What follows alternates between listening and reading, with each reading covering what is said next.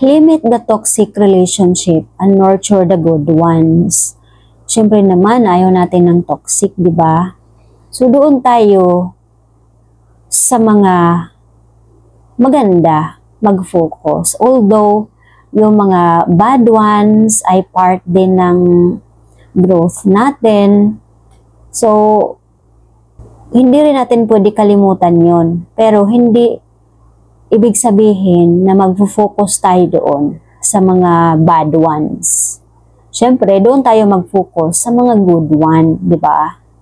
Hindi madali i-cut off ang tao, lalo na kung pamilya o matagal ng kaibigan.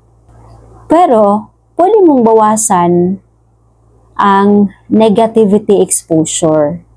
Pwede mo pa rin silang maging friend, pwede rin sila maging pamilya, basta mag-set ka lang ng boundaries na hindi masisira yung hangarin mo sa buhay.